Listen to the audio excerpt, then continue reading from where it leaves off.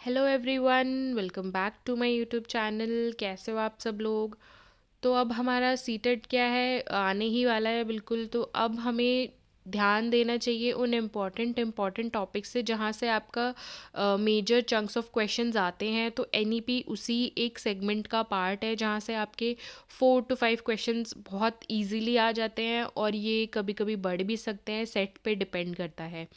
तो आज हम अपनी एनईपी को कवर करेंगे, शॉर्ट एंड क्रिस्प रहेगी, रिवीजन में भी इजी होने वाली है आप लोगों के लिए। चलिए स्टार्ट करते हैं। तो अगर हम सबसे पहली चीज़, एनईपी जो 2020 है, ये आई कब थी, तो आपको नाम से ही पता चल रहा है 2020 में आई है। देन इसको जो एजुकेशन पॉलिसी है, ये कौन से नंबर की एजुकेशन पॉलिसी है, तो देखा जाए तो ये 3rd नंबर की एजुकेशन पॉलिसी है। लेकिन ध्यान ये रखना है कि ये इंडिपेंडेंट होने के बाद की 3rd पॉलिसी है, ठीक है। देन अगर हम 21st सेंचुरी देखें तो उसकी फर्स्ट एजुकेशन पॉलिसी है ये जो 2020 वाली है। देन इसको जो अप्रूव किया था ना, वो यूनियन कैबिनेट ने किया था, और ये डेट इंपॉर्टेंट है, ये पीवाईक्यू भी है कि कौन सी डेट पे ये आई थी। तो 29 जुलाई को आई थी, 2020 में आई थी।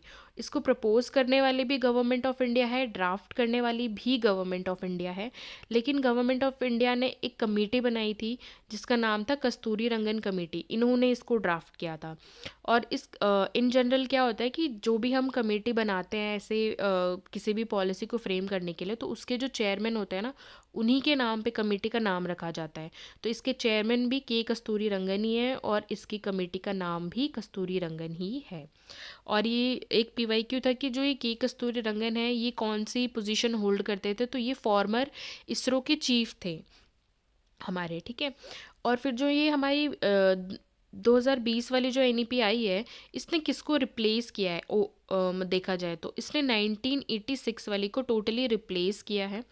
अब जो 1992 में आई थी ना, वो सिर्फ मॉडिफाइड वर्जन था 1986 वाले का, रिप्लेस पूरा नहीं हुआ था। अभी रिप्लेस किया है 2020 वाली ने, ठीक है। अब इसके हम की फीचर्स और प्रोविजंस देखते हैं। तो मेजर मेजर ये आपके 15 में डिवाइडेड है। फर्स्ट से स्टार्ट करते हैं। तो सबसे पहले कि स्कूल का स्ट्रक्चर ही चेंज कर दिया है, कि पहले अलग होता था और अब नया आ गया है। तो नया क्या है, 5+3+3+4। अब ये 5 क्या है, इनको भी अलग अलग स्टेजेस, जैसे आप 5+3+3+4 देख रहे हो, तो 4 चीज़ें हैं, तो 4 ही स्टेजेस हैं हमारी, ठीक है। तो जो पहली स्टेज है उसका नाम है फाउंडेशनल स्टेज। उसमें क्या है, 3 साल की तो आपकी आंगनवाड़ी है, और 2 साल फर्स्ट और सेकंड क्लास, तो ये टोटल मिला के हो गए 5 साल, तो इसलिए ये 5 लिखा है यहाँ पे। देन हमारा प्रिपरेटरी स्टेज में क्या है, 3 साल, 3 क्लासेस, 3, 4 एंड 5, ठीक है। देन मिडिल स्टेज में भी 3 साल, 3 classes, 6, 7 and 8। And then four means 4 classes secondary stage, which is 9, 10, 11 and 12। ये हमारा न्यू स्कूल का स्ट्रक्चर हो गया है। अर्लियर जो हमारे सेकेंडरी स्टेज था उसमें सिर्फ 11th एंड 12th थी, अब 9, 10, 11, 12 सारा एक साथ आ गया है, ठीक है।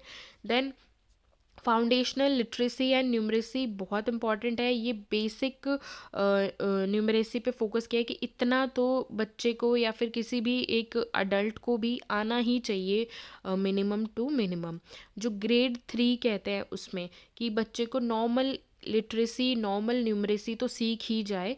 और इसी के अंदर एक मिशन लॉन्च किया गया है जिसका नाम है निपुण भारत। तो ये इम्पॉर्टेंट है कि किसके अंदर हमारा जो निपुण भारत है वो लॉन्च है, तो वो foundation literacy and numeracy FLN initiative के अंदर निपुण भारत लॉन्च हुआ है हमारा। देन हमारा सेकेंड है कि ECCE जो है वो early childhood care and education, ये 3 से 6 ईयर्स के बच्चों को प्रोवाइड करवानी है हमें। और इसके कुछ इन्होंने की पॉइंट्स रख दिए हैं कि ये चीज़ों पे बेस्ड होनी चाहिए। सबसे पहला कि छोटे बच्चे हैं तो उनकी प्ले बेस्ड होनी इम्पॉर्टेंट है। देन हमारा कि एक्टिविटी बेस्ड उनकी लर्निंग हमें करवानी है। और यहाँ पे अब नई चीज़ है कि बाल वाटिका या आंगनवाड़ीज़, ठीक है, इनको स्ट्रेंथन करना है। जो पहले जितने भी लूप होल्स वगैरह थे उनको स्ट्रेंथन करना है अब यहाँ पे आपको, ठीक है। अब इन आंगनवाड़ीज़ का पहले क्या होता था कि रैंडम वो होता था, कोई फ्रेमवर्क नहीं था। नॉर्मली कोई भी जो टीचर्स असाइन होते थे वो अपने हिसाब से पढ़ाते थे, लेकिन अब यहाँ पे आपको एफएलएन को भी ध्यान में इस रखना है। इसलिए मैंने पहले एफएलएन पढ़ा दिया, क्योंकि यहाँ पे 3 ग्रेड तक के बच्चों की बात हो रही थी। अब इनको एफएलएन को ध्यान में रखते हुए एनसीईआरटी क्या करेगा, यहाँ पे एक करिकुलम फ्रेमवर्क डेवलप करने वाला है। कौन डेवलप करने वाला है? एनसीईआरटी ही डेवलप करेगा, ईसीसीई वाले बच्चों के लिए भी। ठीक है, अब जैसे अगर पहले हमने स्कूल का स्ट्रक्चर बना दिया, एफएलएन हमने मिशन भी लॉन्च कर दिया, अब ईसीसी बच्चों के लिए, ईसीसी वाले बच्चों के लिए जो एज ग्रुप है, हमने अपना करिकुलम भी बना दिया। तो अब जो ये करिकुलम बनाया है, इसके लिए हम लोग कुछ लैंग्वेज भी तो फिक्स करेंगे। उसको ही मीडियम ऑफ इंस्ट्रक्शन बोला गया है, जो मदर टंग होगी हमारी। ठीक है, या फिर कोई रीजनल लैंग्वेज, जिस भी रीजन से आप बिलोंग करते हैं, ताकि क्योंकि बच्चे क्या करते हैं, स्टार्टिंग से ही घर से सीखते हैं, और घर में जो भी लैंग्वेज यूज़ होती है वो उसमें ज़्यादा कंफर्टेबल होते हैं। इसलिए हमें ग्रेड 5 तक कौन सी लैंग्वेज यूज़ करनी है? रीजनल या फिर मदर टंग। ठीक है, और अगर ज़्यादा ही रीजनल एरिया है जहाँ पे आपकी दूसरी लैंग्वेज प्रमोट नहीं हो पा रही है, तो आप वहाँ पे प्रेफरेबली उसको ग्रेड 8 तक भी लेके जा सकते हो। कोई भी जो लैंग्वेज है ना, वो इम्पोज नहीं की जाएगी, सारी की सारी क्या होंगी वहाँ पे आपकी, मतलब आप ऑप्ट कर सकते हो, उस वे में रहने वाली हैं। ठीक है, फिफ्थ हम आते हैं हमारा करिकुलम और जो पेडागोजी है, उसमें क्या क्या रिफॉर्म्स करे जाने चाहिए। पहला तो यह है कि सिलेबस को रिड्यूस करना है, हमें फोकस करना है कि बच्चों की ना कंसेप्चुअल अंडरस्टैंडिंग भी बढ़े, ना कि सिर्फ टेक्स्ट बुक अंडरस्टैंडिंग बढ़ती रहे। ठीक है, और फिर करिकुलर और को करिकुलर एक्टिविटीज़ पे भी बहुत ध्यान देना है। देन हमारा वोकेशनल एजुकेशन पे भी फोकस गया। वोकेशनल एजुकेशन क्लास 6 से स्टार्ट हो जाएगी। इंपॉर्टेंट है, पीवाईक्यू है आपका, कि क्लास 6 से वोकेशनल एजुकेशन स्टार्ट हो जाएगी। ठीक है, तो अब देखते हैं, एक रिवीजन करते हैं यहाँ पे, कि हमारी जो निपुण भारत है वो, या फिर फाउंडेशनल लिटरेसी एंड न्यूमरेसी जो है, वो कौन सी क्लास तक चाहिए? 3rd क्लास तक चाहिए। ईसीसी में कितने साल के बच्चे होने वाले हैं? 3 से 6 साल के बच्चे होने वाले हैं। ईसीसी के लिए करिकुलम कौन डेवलप करेगा? एनसीईआरटी डेवलप करेगा। और ग्रेड 5 तक हमारा कौन सा मीडियम ऑफ इंस्ट्रक्शन होना चाहिए? मदर टंग या फिर रीजनल लैंग्वेज होनी चाहिए। ठीक है, वोकेशनल एजुकेशन कौन सी क्लास से स्टार्ट हो जाना चाहिए? हमारा 6th class onwards. Right, then हम लोग 7th पे आते हैं। अब यहाँ पे मल्टी डिसिप्लिनरी एजुकेशन पे फोकस करना है, ना कि सिर्फ बच्चों को रिजिड आपको वो देना है, पाथ देना है जिसमें वो आगे फ्यूचर में अपना काम करें। जैसे कि आप यहाँ पे क्या कर सकते हैं, आर्ट्स और साइंस जो है उनको इंटीग्रेटेडली पढ़ाने की, या फिर बच्चा आर्ट्स में से भी कोई सब्जेक्ट चूज़ कर सकता है, साइंस में से भी कोई सब्जेक्ट चूज़ कर सकता है, ताकि वो क्या करे कि मल्टीपल जो डिसिप्लिन है ना, उनका इंटीग्रेशन में पढ़ सके। और फिर जो करिकुलम और को करिकुलम एक्टिविटीज़ है ना, वहाँ पर भी आपको इंक्लूड करनी है, वोकेशनल एजुकेशन वहाँ पर भी इंक्लूड करनी है। देन हमारा असेसमेंट एंड रिफॉर्म्स आ जाएगा। असेसमेंट कैसा होना चाहिए? कॉम्पिटेंसी बेस्ड होना चाहिए, ना कि रटने पे ध्यान देना चाहिए। और बोर्ड्स जो होते थे, पहले एक ही बोर्ड होता था, अब मल्टीपल अटेम्प्ट्स की बात की गई है, और अभी 26 में भी आपके 2 बोर्ड्स होने वाले हैं। तो ये चीज़ ऑलरेडी लागू हो भी चुकी है। और जो प्रोग्रेस कार्ड होगा ना, वो सारी चीज़ें इंक्लूड करेगा, जो भी आपने को करिकुलर एक्टिविटीज़ करी, वो सब कुछ इंक्लूड करेगा, ना कि सिर्फ मार्क्स ही इंक्लूड करेगा। राइट, देन हमारा टीचर के लिए क्या क्या एजुकेशन रिफॉर्म्स आए हैं। इन्होंने बोला है कि BEd, integrated BEd minimum qualification होनी चाहिए 4 ईयर की। देन कंटिन्यूस प्रोफेशनल डेवलपमेंट पे भी ध्यान देना है, और मेरिट बेस्ड रिक्रूटमेंट होगी।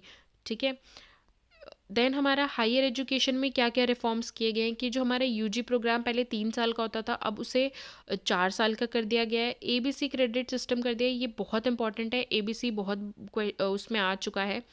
यहाँ पे क्या है कि जैसे मान लो आपने ना किसी ईयर एडमिशन लिया है, और आपकी यूजीसी 4 साल की है, तो आप 2 साल तो वहाँ पढ़ पाते हो, लेकिन आपको क्या करना पड़ रहा है, कहीं ट्रांसफ़र करना पड़ रहा है। तो फिर आप वहाँ किसी भी स्टेट में जा रहे हो दूसरे में, तो वहाँ दोबारा एडमिशन ना लेने के बजाय आप क्या करोगे, आपके ये जो एबीसी के क्रेडिट्स होंगे ना, ये पास ऑन हो जाएंगे, और आप उन्हीं क्रेडिट के बेस पे 3rd ईयर में एडमिशन ले सकते हो। तो इसीलिए ये एबीसी रखा गया है। ये बहुत हेल्पफुल होने वाला है बच्चों के लिए।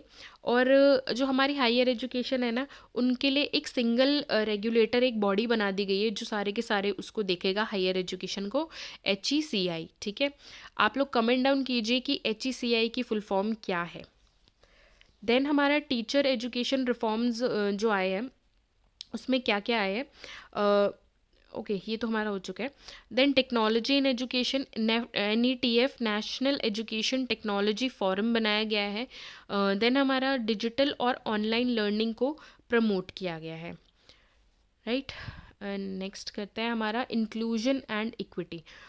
इंक्लूजन एंड इक्विटी में यहाँ पे हमारी बात हो रही है कि हमें स्पेशल फोकस करना है ST, SC और OBCs और माइनॉरिटीज़ जितने भी हैं, और जो चिल्ड्रन जो डिसेबिलिटीज़ के साथ है, इधर इट इज़ फिजिकल और इधर इट इज़ मेंटल, जितने भी डिसेबिलिटीज़ वाले बच्चे हैं या फिर SEDGs जो हैं भी बच्चे, उनको हमें क्या करना है, इंक्लूजन करना है। हमारी जितनी भी लर्निंग प्रोसेस हो रही है उनमें उन्हें लेफ़्ट आउट फील नहीं कराना है। आपको अपनी क्लास में उन बच्चों का proper involvement, proper learning process करना है। ये हमारा कहता है NEP।